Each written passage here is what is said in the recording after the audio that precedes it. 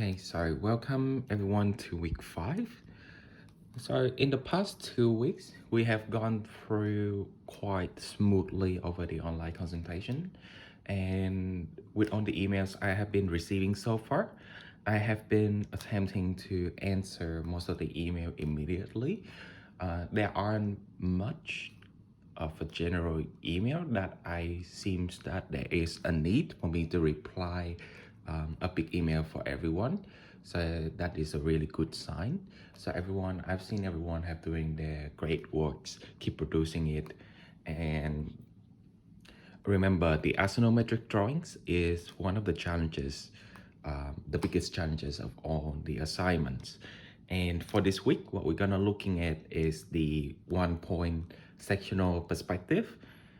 And it's one of the most interesting tasks, I would say.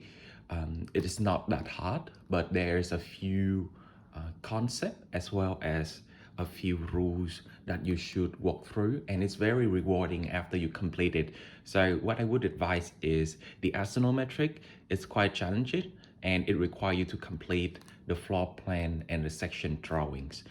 So what you should have by now are those materials. If you don't,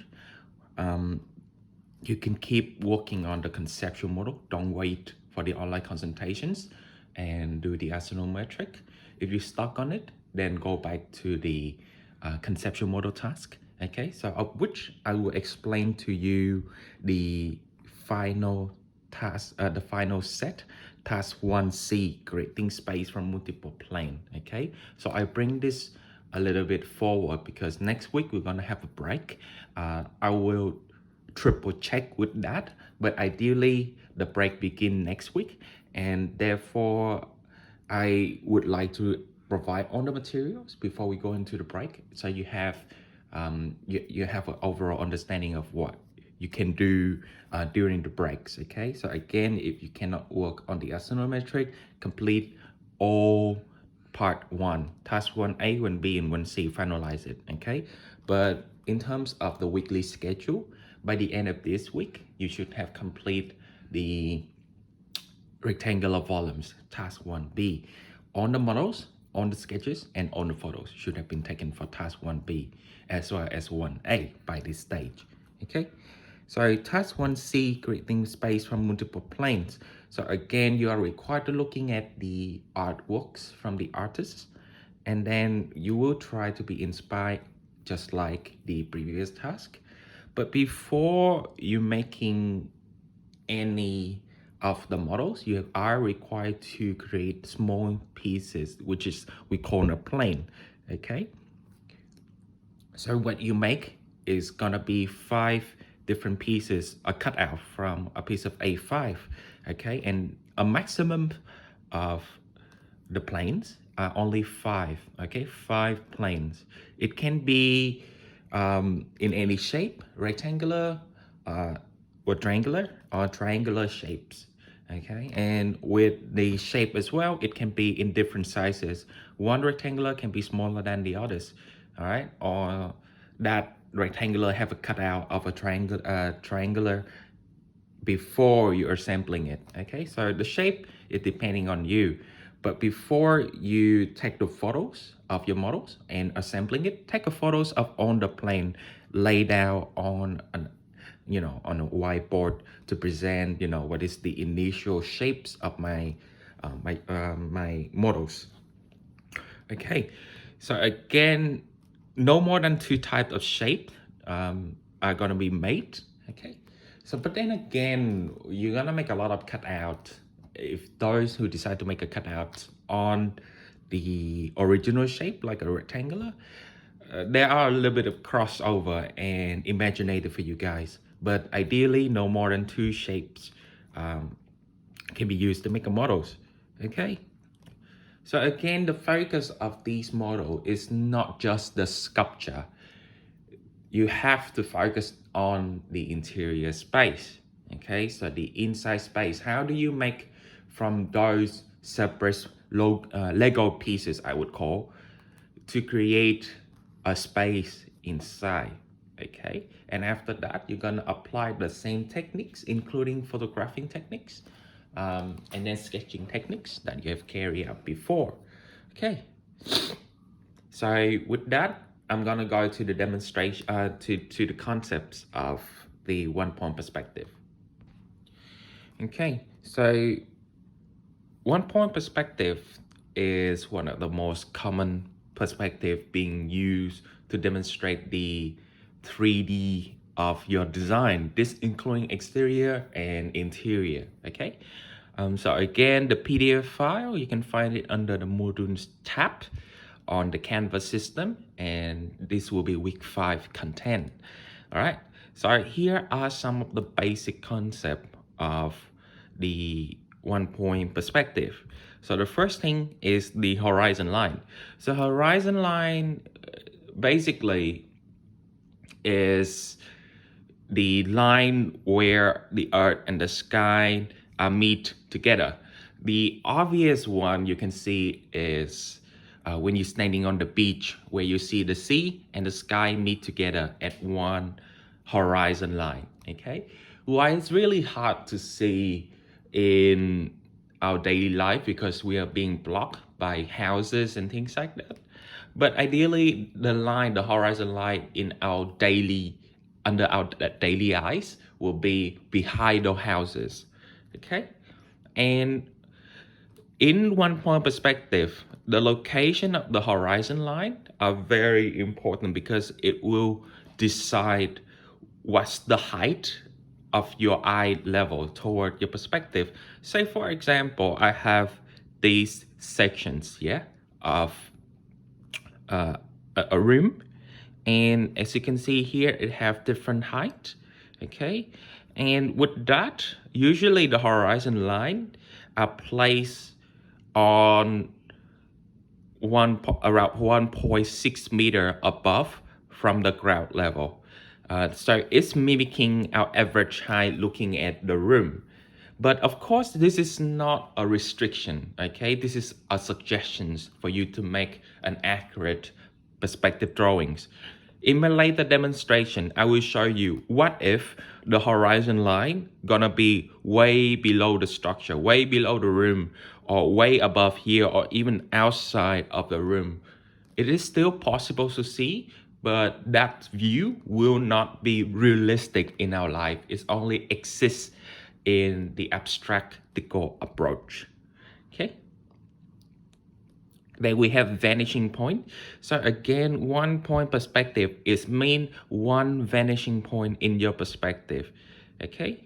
The vanishing point is the point allocated along the horizon line, which you can see right here is in the middle of the room. Okay.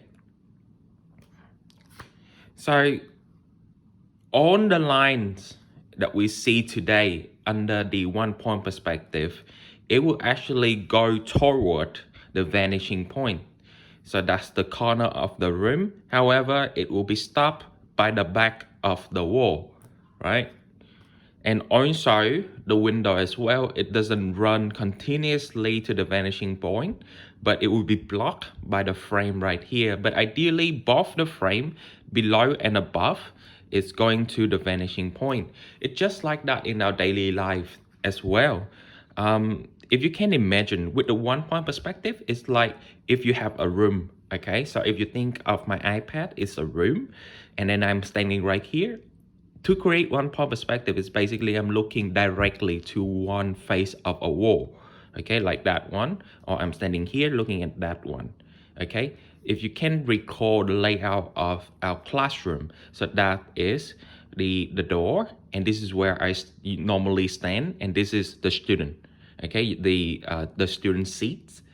So if I'm standing here and I'm looking like that, so that is one-point perspective. However, if I put myself on an angle like that, now that will be two-point perspective. We won't touch that today, but that is the differences.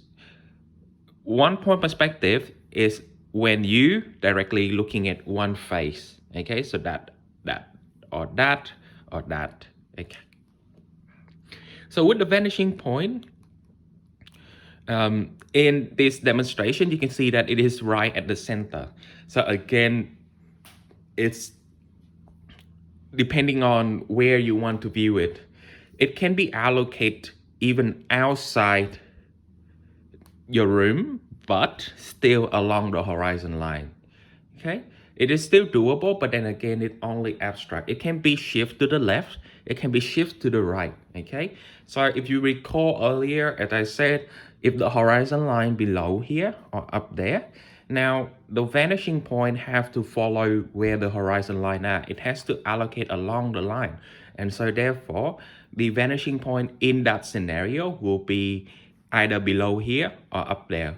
But I will give several demonstrations later, and I'll explain what it looks like. Okay.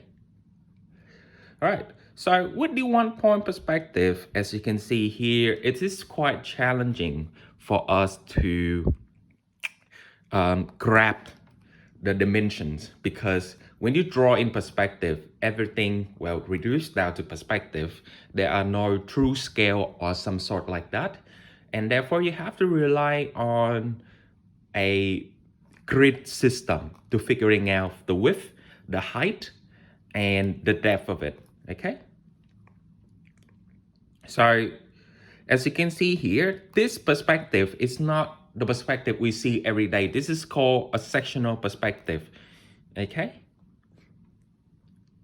so a sectional perspective, well, before I'm going any deeper to the grid, I will just go through the requirement of our one-point perspective. Yeah. All right. So the perspective that we're gonna looking at and we're gonna do for the Tetsuke house is we're gonna do a sectional perspective. Unlike the one-point perspective, you will see if you go online and then you type in sketches, one-point perspective sketches, you see most of them are actually looking at, the view outside the trees, the park, the city, and things like that. Well, this sectional perspective is an imaginative view, okay, a conceptual view. So you rely on a sections and then you imagine, okay, instead of me just looking through a single room, okay, the sectional perspective allowed me to see multiple rooms, just like one of the example right here. The good thing and one of the great things of the sectional perspective is it allowed you to understand not only how the space in here connect together, but also the structural part as well. Okay, you can play around with the graphics to enhance the communication to different builders, to different stakeholders, including the builders and the clients. All right, sectional perspective, again, it is sort of like a blank canvas. Depending on which documentation you are submitted to, if you're submitted to the clients, it can be colorful, it can be less technical. However, if you have a look at a firm called Atelier Bow Wow, what they do is they combine the graphics for both the clients in both the client and the builder in one big piece of drawings of the sectional perspective. And sectional perspective, Atelier Bow Wow is a Japanese firm. Every projects of them always have a showcasing, an intensive showcasing of sectional perspective. In my practice, I do have a lot of sectional perspective as well. I don't submit the sectional perspective to my builder because they don't need to see it, but I know some firms have done that as well. But for myself, I just do this to submit it to my clients, so that they can understand how the space correlates together as well. And when I put in the background behind, they completely understand how does that fit into the landscape. All right. The sectional perspective is quite a powerful tool to explain the design, the interior space, exterior space, layout connection, and things like that. Okay. And it will be helpful for you in later studios as well, when you have to think of a way to demonstrate your ideas. Not only interior perspective, which is just looking at the interior, you can use sectional perspective now. All right. So again, you start off with a sections, and then allocating the horizon line. And in this case, as you can see, the vanishing point allocate on the right. Okay. So then begin to fill up all the details, I will walk you through. Don't worry so much. But this is the basic concept. If your vanishing point locate on the right, that means you're focusing more on the right. All right. And if your vanishing point on the left, you are focusing more on the left. Okay. Now, depending on the views, you're going to allocate the vanishing point at different allocations. Okay. So if there are a lot of things happening on the right, for example, in this section, which is the hallway and things like that, then definitely you want to put it on the right. However, if you want to emphasize on the glazing pieces, you can put it on the left.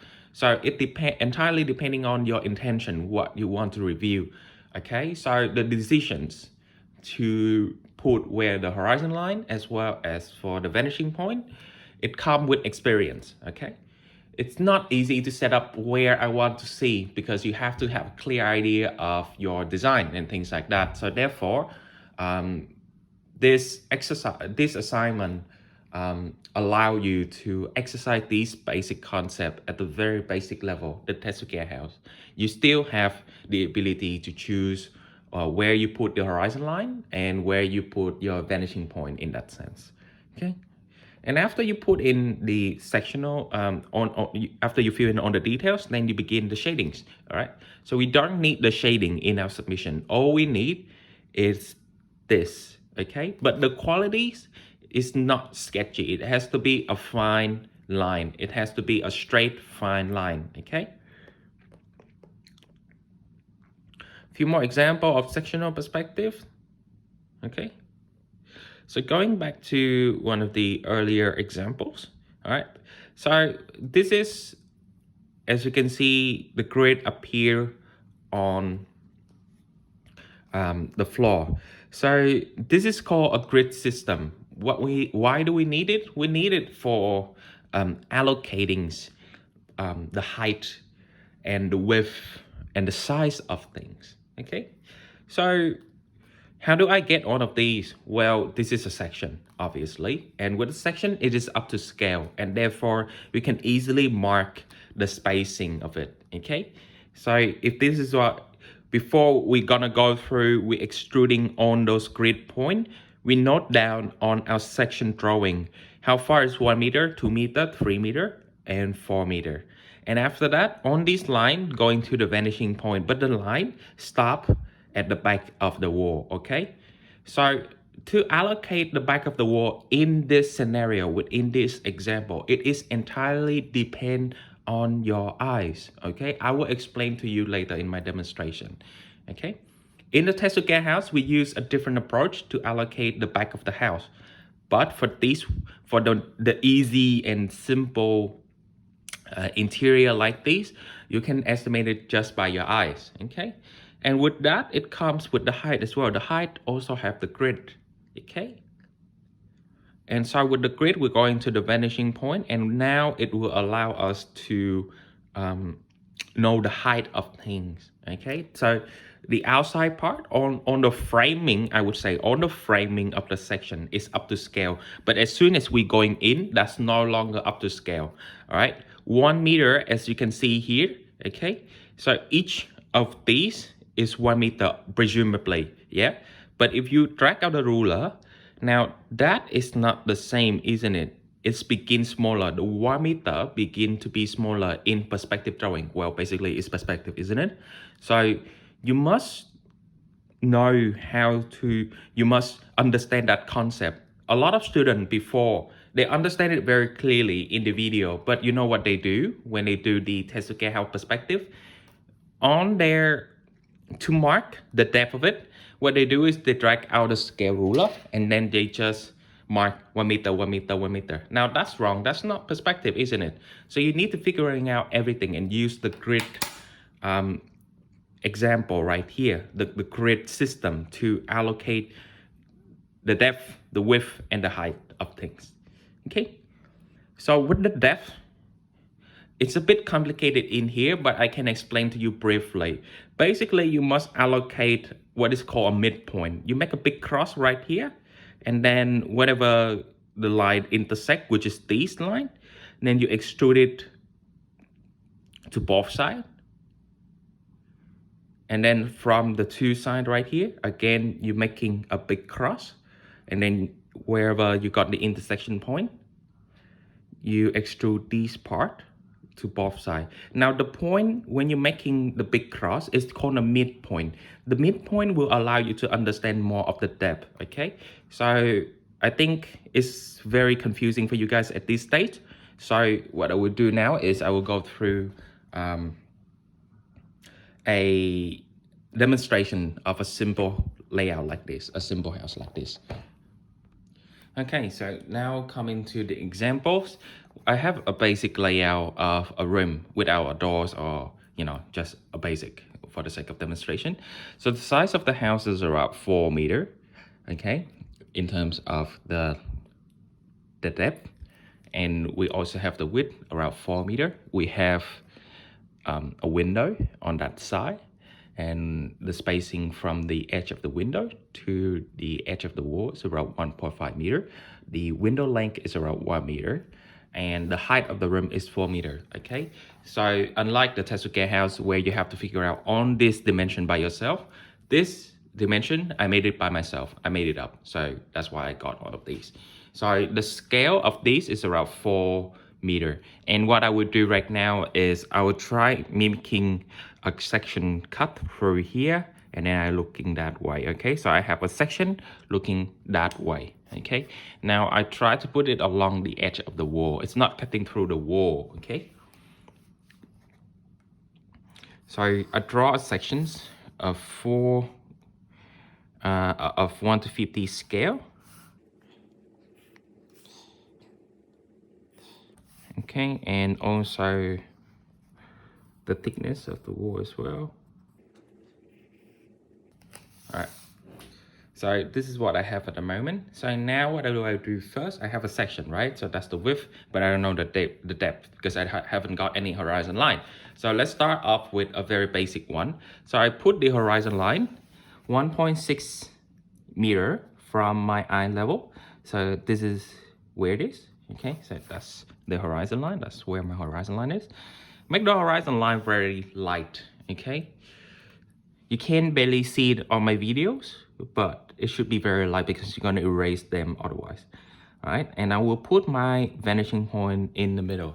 Okay, so what I do first at the moment is I'm gonna put on the corners. I'm gonna connect on the corners to my vanishing point. So after I have these, what I do next is I will try to figuring out where's the back of the wall.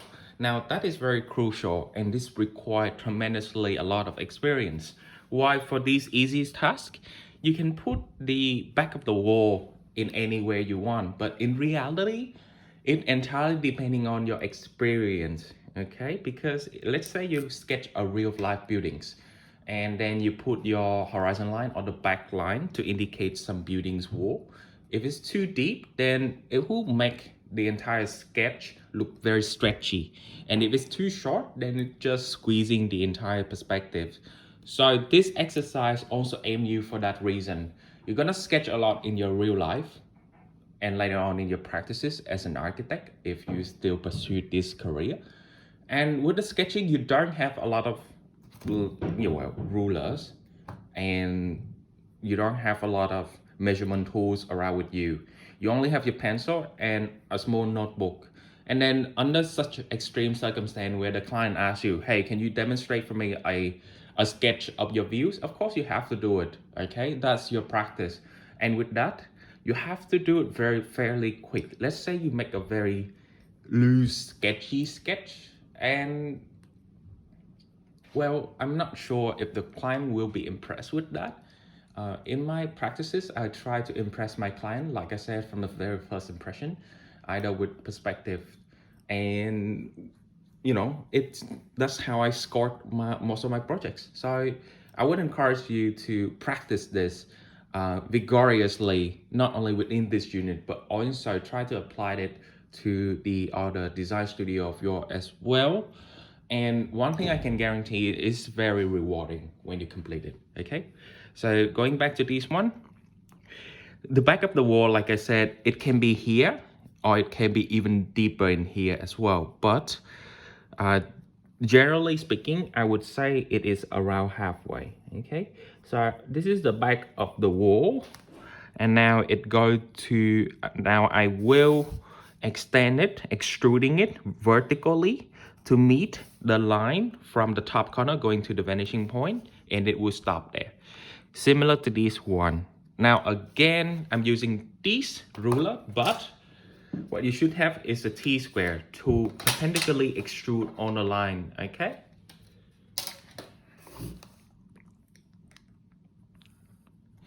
All right, so the next step is to eliminate the unnecessary line. So the unnecessary line in here are the line inside, because you don't need to see those. Now you see that our room begin to appear, right? So we have the left wall, the right wall, the ceiling, and the floor. Okay. So what I have to do right now is I have to figuring out the depth of these. All right. The reason being is later on, if I want to put in any furniture, like I said, this, okay, is already become a perspective. This right here, if I mark A, and this is B, this is C, and this is D, right? A, B, C, D. What does it look like on the floor plan? This is A, this is B, this is C, and that's D on the floor plan. So basically that's 2D going to 3D, and you can see that this AB line is no longer parallel with C and D, but instead it meeting at the vanishing point right here, right? So with that, you cannot make any assumption like, okay, so that's the depth, and then I will measure it. No way. So what you do is you make a big cross to establishing the midpoint, all right? So because this is 4x4, so halfway of it is 2, and this is 3, and that's 1. So 0, 1, 2, 3, 4. Yeah, 4 meters under the scale of 50. Okay, so you need to know where's 1, 2, 3, and 4 along the edge here, right? To figuring out the depth to put in the furniture later on. I don't have any furniture on my example, but let's say that we're gonna have some furniture. Okay, so you make a big cross. Okay, just like that, from A to C and B to D. You have a midpoint. From that midpoint, you're gonna extend it to both sides of the wall. Now do the line very gently, and then mark these lines. What it look like in the 2D perspective, in the 2D, is like this. Just like that, A to C, B to D. You got one midpoint. That midpoint right here is 2 meters. So which means from here to here, that's 2 meters. And from that line to the B, that's 2 meters again. I call this point A1, and this one A2. Okay. Now after I have it, ideally I would erase it because I have to make a smaller midpoint. Okay. So from A2. So that's my A1 and that's my A2. Yeah. So from my A2 going to B, and then my C, my A1 going to C. So what I have is another midpoint, and then I put it right here. I just extruding on both sides of the wall. Now I call this point B1 and B2. So what it look like on the floor plan? A2 going to B, and then I have another midpoint, exactly, right? So that's midpoint right here will indicate another segmented. A1 to B1, that's B1, my B1, B2. A1 to B1 is 1 meter. B1 to B is 1 meter, right? Just like that right here. But if you measure with your scale ruler, any ruler, now that will not appear, that will not equally appear. Okay? So closer look. If I hold it too quick, you can pause the videos, okay? And then same rules apply, A1 to D, okay? A1 to D, and then I have a midpoint similar to that one, and I have this. So now I have on my depth, okay? So I just go to C1 and C2. All right. So after I have on the point, now I will erase, okay, on the line, because all I want to know is where are my point, okay? So the very first grid has complete. That is for the depth, okay? Now, what comes next is the width. The width is much more easier, I would say. So again, on your scale ruler, you just need to mark what are the segments of 1 meter on the floor plans, okay? So that's, let's see, X, Y, Z, okay? And then in here, the framing of this section is still up to scale, right? So you just need to mark 1, 2, 3, and then this is X, Y, Z, okay? Now with this one, it's very simple. Just need to connect it to the vanishing point and stop where the line indicating the back of the wall.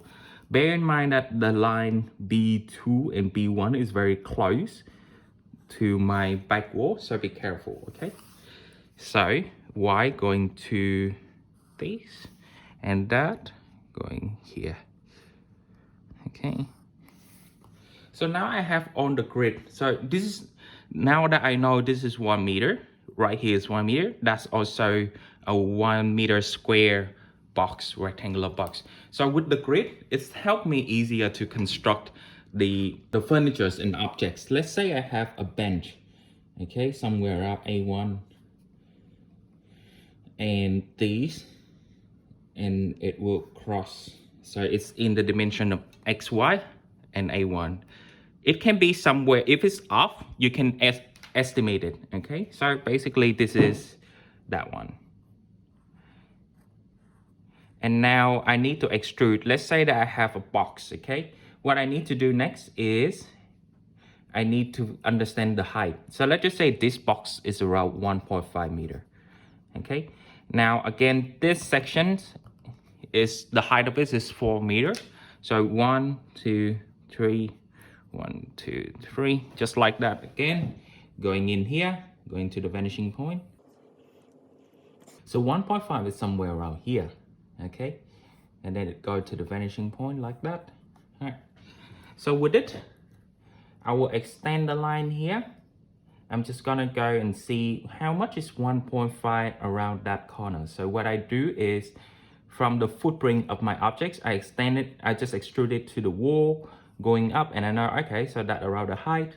So that's my height. Go like that, and like this. And then on the line again, on the line going to the vanishing point.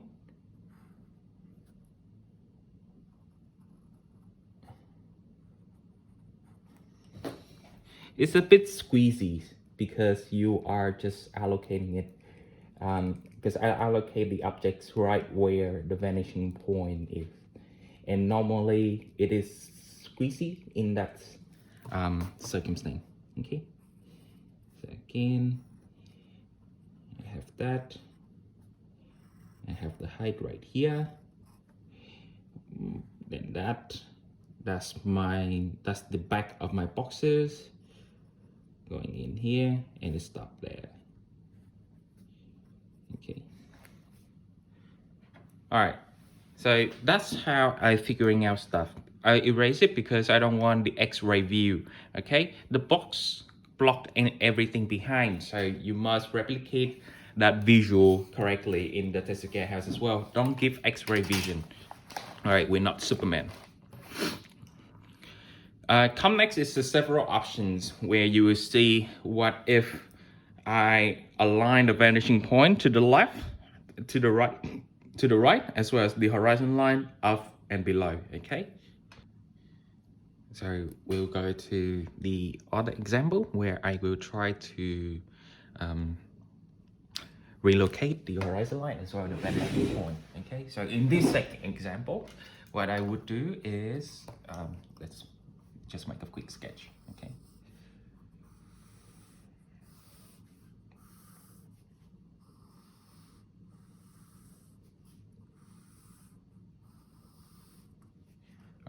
So with this one, I will put the horizon line a little bit above, all right? And also my vanishing point, again, vanishing point has to be along the horizon line, okay? On to the right. So same method, I would connecting on the corners to my finishing point. All right, so now you will see that the line has become distorted, right? So the back of the wall in this instance, it can be anywhere, okay? It can be here, it can be up there, but for the sake of the demonstration, I'll just put it somewhere here.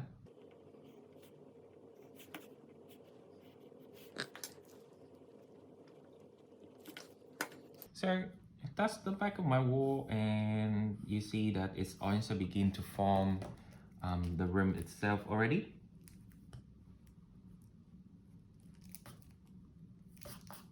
Okay, so similar method, a big cross. So that's A, B, C, and D. Okay, extruding here, what you have is A1 and A2. And similar to that, figuring out B1 and the other point as well, the X, Y, Z as well. So X, Y, Z point going into the vanishing point. Okay, and the height as well. Now, what if the horizon line is actually way above?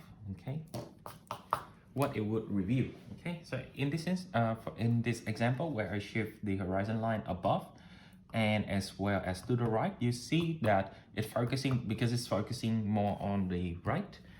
What happens is it will reveal less on the right. Let's say you have more furniture on the right. Now you need to shift it to the left where you have more space to draw stuff. Otherwise, it's gonna be squeezy, right? So the right to the if the vanishing point to the right, it will reveal.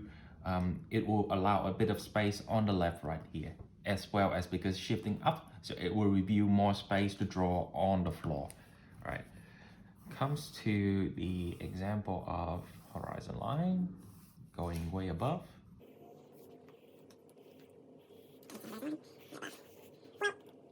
And then with the vanishing point, I just put it in the middle. Again, the vanishing point can be at here, but you will see that the view is extremely distorted. All right, so as you can see, I cannot really connecting this to the vanishing point because I can't see it, right? You can't really see the things happening right here. So that is one of the reasons. The horizon line, if it's way above, it will not reveal the ceiling, but it will reveal more of the floor. So I'm just gonna make the back wall right here, and just similar to that one, I'm gonna erase that. And because we don't have any line intersecting with the vanishing point, basically I'm just gonna extend this line up to the edge of my section, and just like that, you can see here. So it have no view on the ceiling or whatsoever. It have a lot of views on the floor. And the reason why I do the demonstration is because you have 2 levels on the Tetsuke house. Your vanishing point will be allocated somewhere, ideally, ideally it should be somewhere in the middle of the levels, because we're gonna use section AA, which is the easiest one. Some students have attempt section BB, but I would not recommend it. But basically, if you can recall, this is our section AA.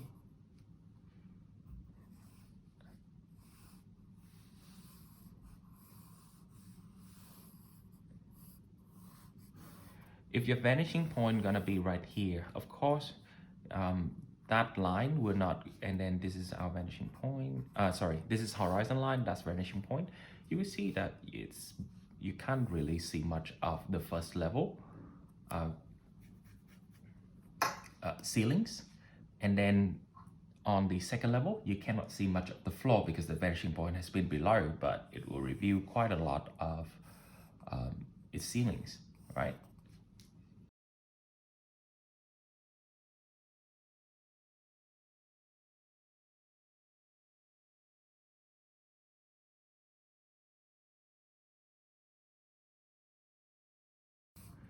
vanishing point on the right.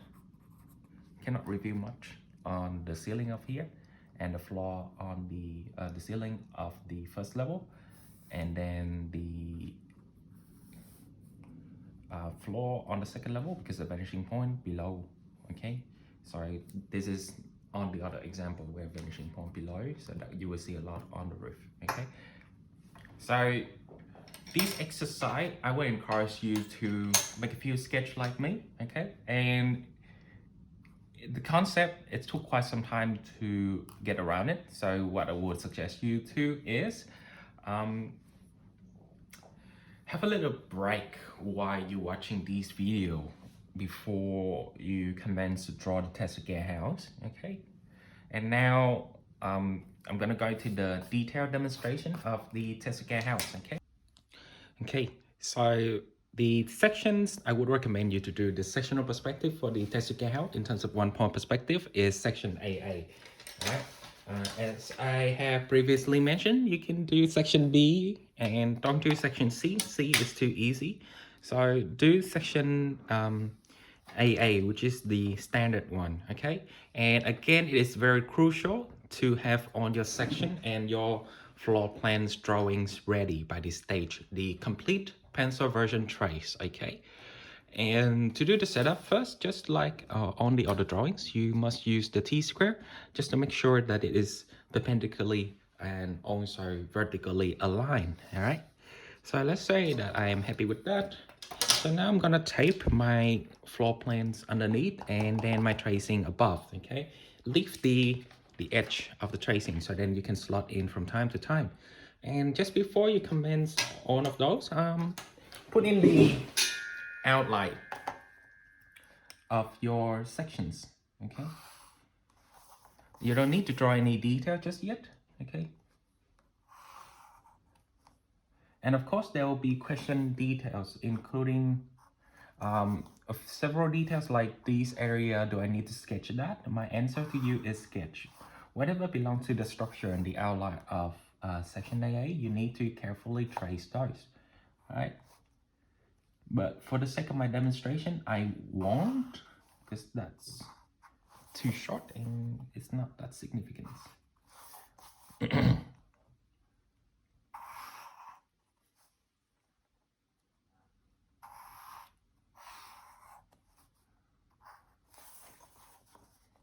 You also need to draw the foundation as well, but for the sake of our demonstration, I won't, because again, it is a very simple things to do. It's not that hard.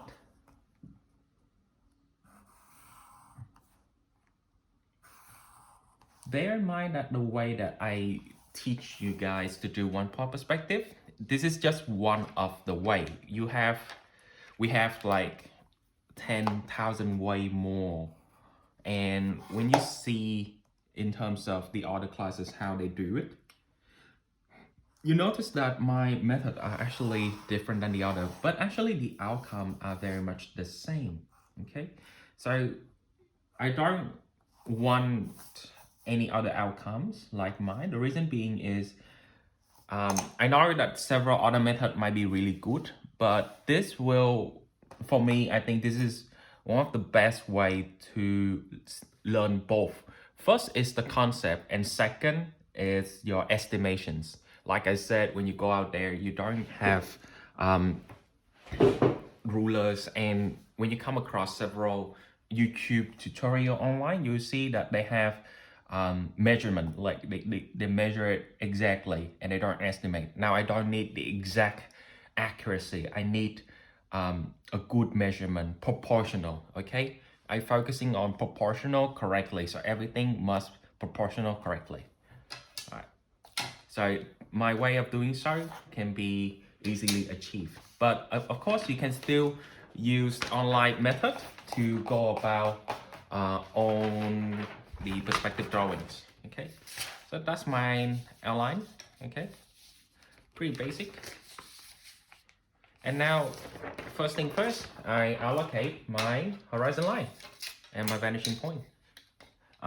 Again, this is a very, after you complete this task, the 1-point perspective, it is very rewarding. All right, sorry, my my horizon line is gonna be in the middle. I can do a little bit down here, which will reveal more of the ground level. I would encourage you to do so if you are in a good positions, okay? Let me know where you pick and let me know how you set that up before you fill in the interiors, okay? So again, online consultation with me, show me your setup, show me where you want to put your horizon line and where you want to put in the vanishing point. In the most common one, every of what the student have submit, the vanishing point gonna be somewhere in the courtyard, okay? And the horizon line gonna be here. In some cases, horizon line down here, vanishing point right here. That is really difficult, but it is again even more rewarding, okay? There are something happening around here, but I will leave it up to you guys to figure it out, okay? There are windows in the corner of the second level, but most of the student doesn't do it.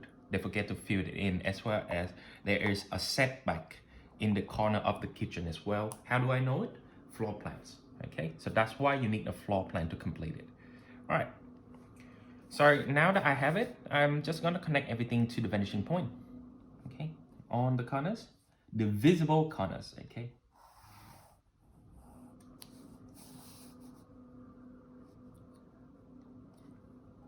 Notice that I don't connect the bottoms here because it won't see it. Sorry, I don't need that. On corners, go here.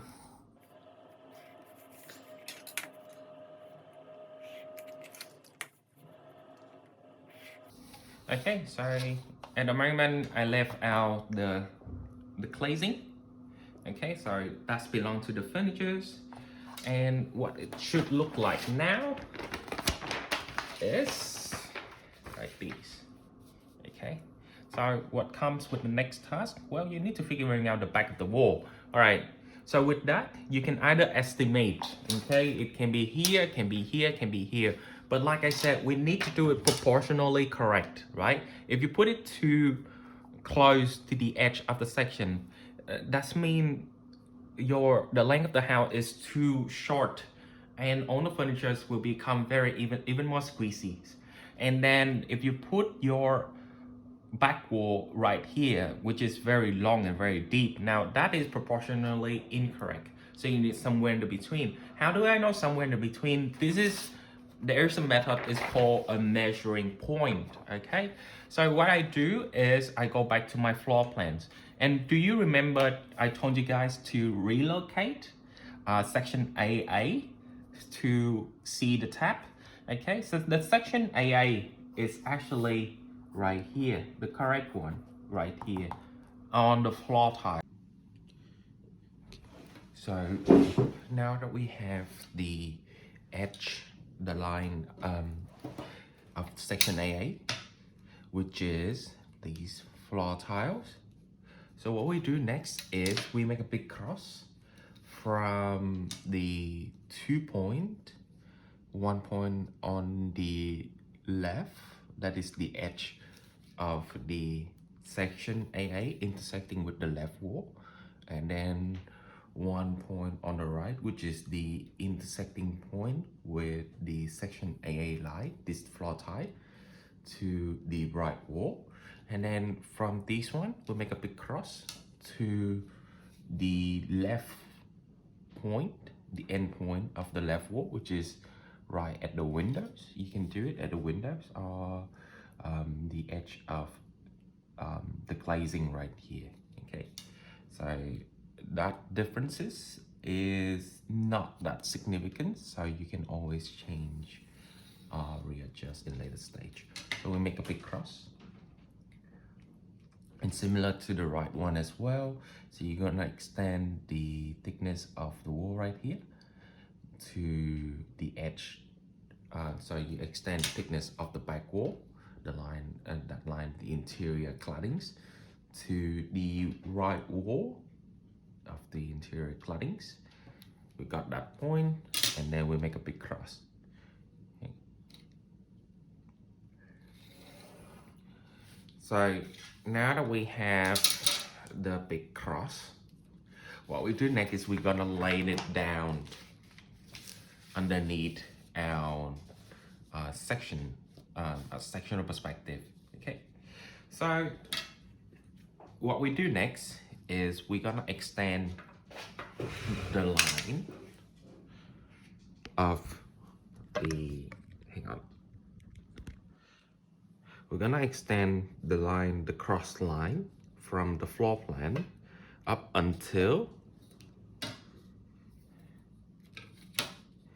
it hit the horizon line. So as soon as it's hit, we got a point called a measuring point, and that measuring point is actually outside the edge of the paper. Okay, so now you may have questions: how far gonna be my floor plans, and how do I estimate it, right? So it works as this measuring point technique. It works like the further you pull your floor plans away, the measuring point of your gonna be outside. Okay, and the further, the closer you're gonna push your floor plan into the sections, the closer the measuring point. Okay, so ideally I would say the distance between the slab of the sections to this edge of the wall, it would be good to have it around approximately 3 centimeter to 4 centimeter. Okay, so I put it around 4 centimeter earlier. Okay, and make sure that use your T-square to parallel on drawings before you do this method. Okay, so we have this measuring point, and like I said, because it's outside, make sure you have a masking tape somewhere else just to mark it, so you don't mark it directly on your tables. You don't really need to worry so much about the right one, but you can still mark it. So what you do, if you need the right one, just extend this line until it meets the horizon line. Okay, so basically, again, the measuring point, we can have the measuring point in this technique is by you have your horizon line. That's the horizon line. That's my vanishing point again. And so you extend this line until that big cross line meet the horizon line. So that will be called a measuring point. All right. And what we do next is, because I'm only use the left measuring point, what I do next is I'm gonna, sorry, I just accidentally erased one of my lines.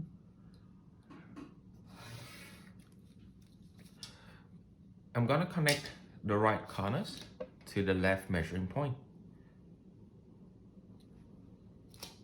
Wherever it hit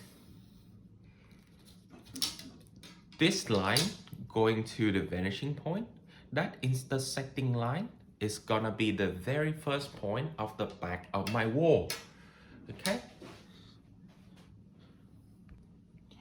Okay, now that we have the very first point of the back of the wall, what we do next is we're gonna erase the very first unnecessary line. So again, because that's the edge of the back wall, we don't see any more of it, so of course that line has to be erased.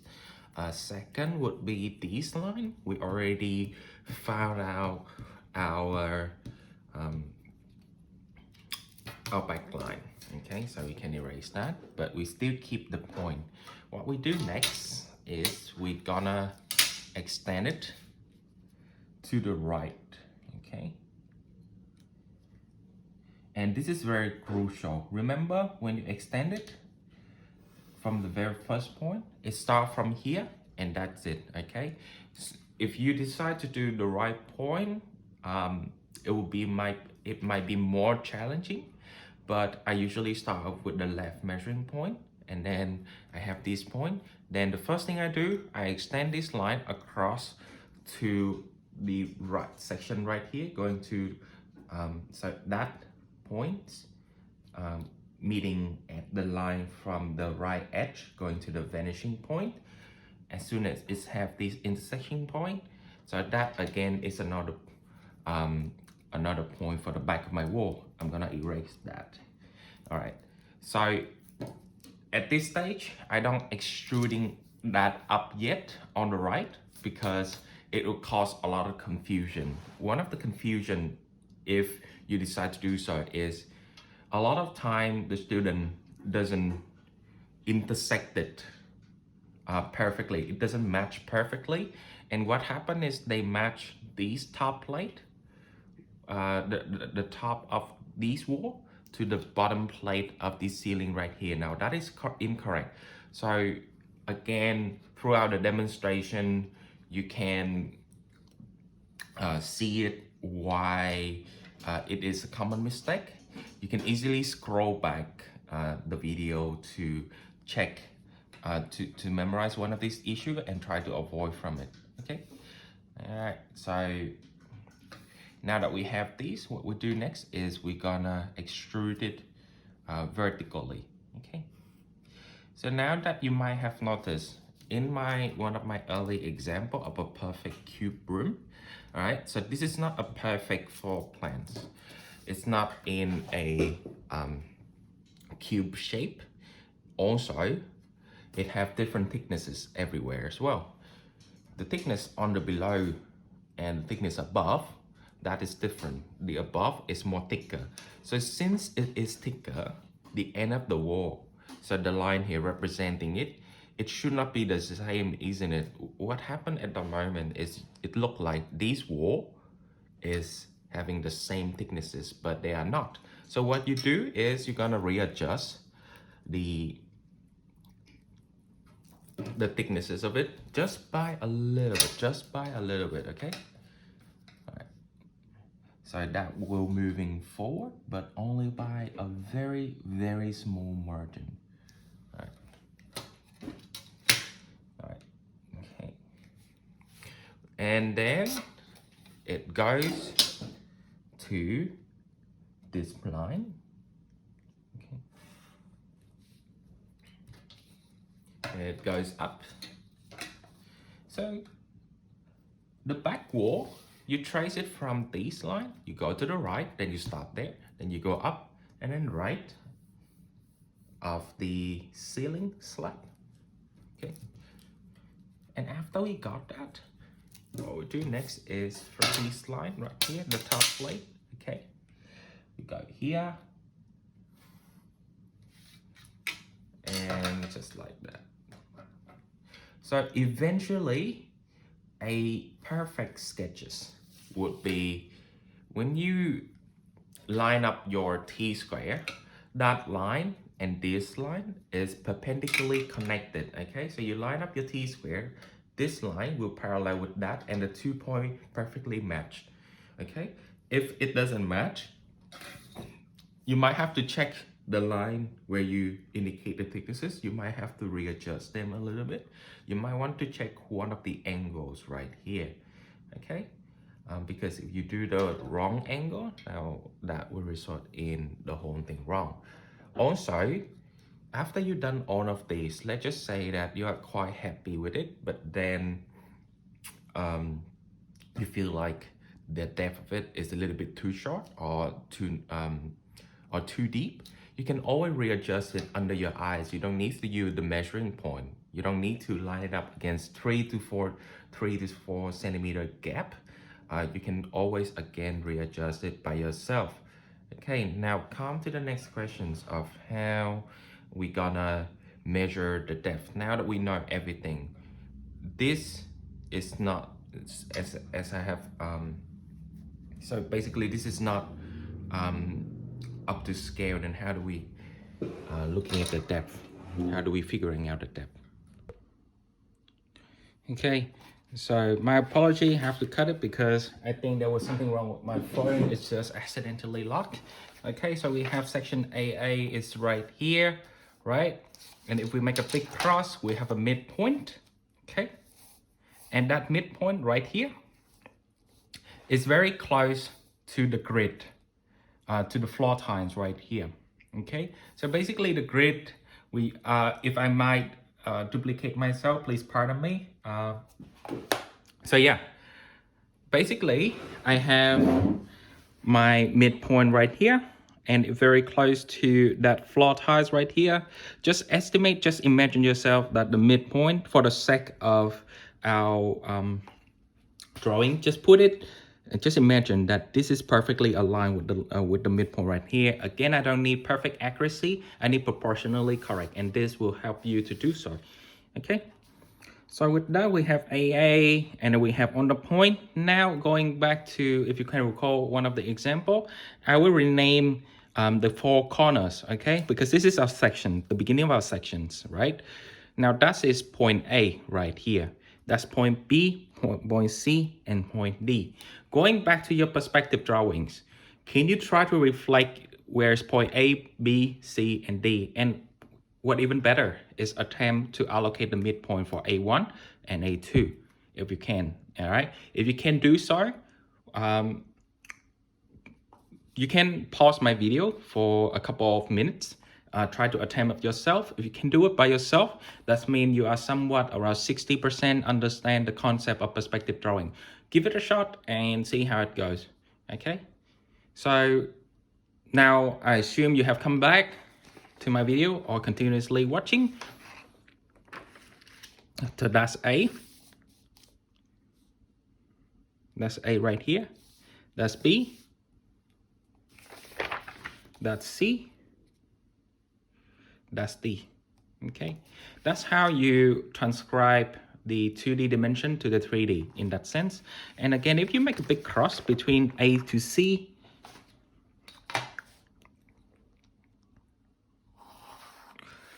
okay, what do you have? Well, a midpoint, isn't it? So that midpoint right here extended to both sides of the wall. What do you have? You have A1 and A2, and just like that you will have from B to A2,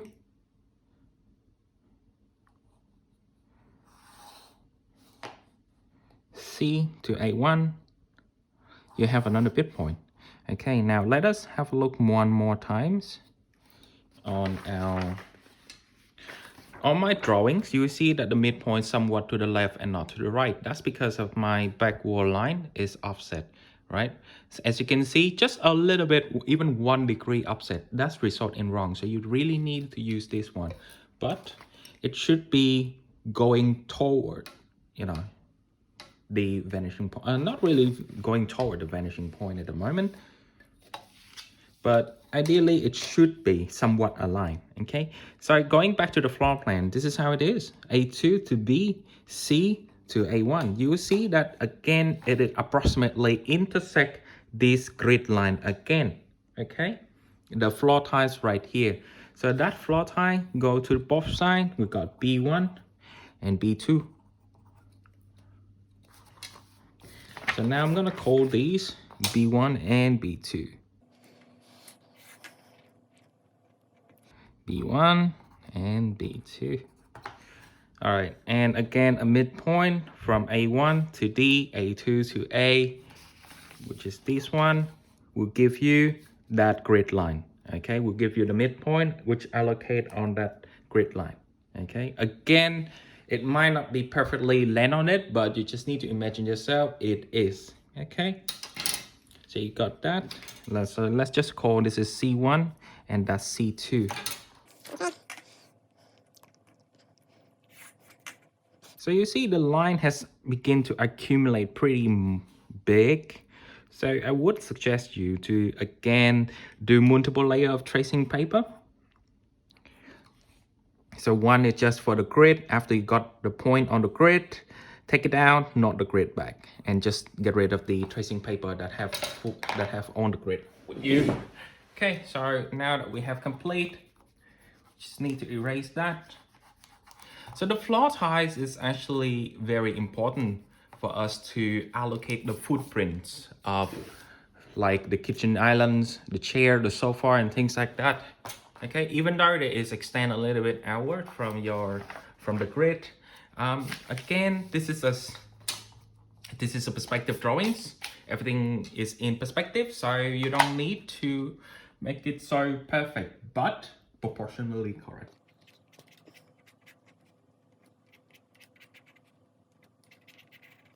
So basically each of these dashed line right here will represent one floor tiles, the horizontal floor tiles on my floor plans. So that line, yeah, that line is these C1 to C2, A1 and B1, okay, just like that. Now for the width, now it's even more easier. So all you need to do you remember I told you guys to perfectly align on your drawing? Because if not, this will be wrong. So what you do is you just need to align, yeah, these line, the edge of these line to that edge of A to D. Okay, and remember to align the wall. So as soon as I have that, I just need to mark it 1, 2. So I need to figuring out the location of my grid, and that's it. On the vertical grid.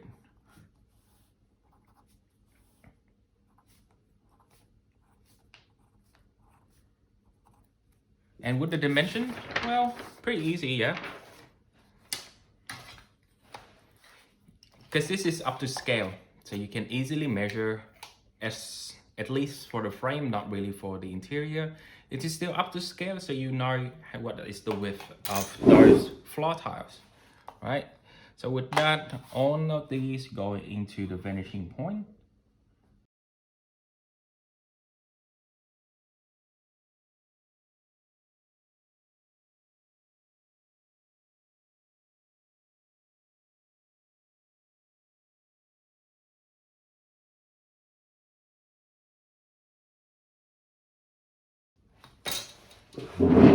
Okay, so now that I have the grid, the next step is to allocate, okay, the footprints. So you start off with the footprint. So let's just say the kitchen island, okay? So I have that kitchen island.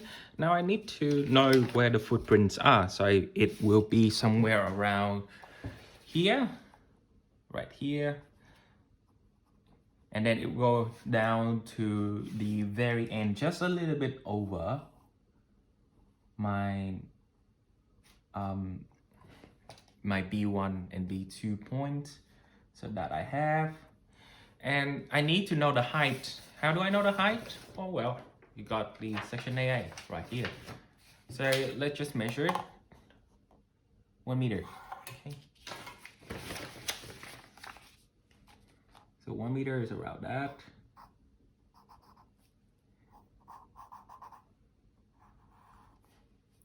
And that going to the vanishing point as well. Okay, so what goes to the vanishing point? Which line going to the vanishing point? In 1 point perspective, anything belong to the depth go to the vanishing point. Okay. But before that, you need to extend this one to allocate the end of the kitchen island. Otherwise, it will infinitely extend to the vanishing point. Similar to that one, and this one will be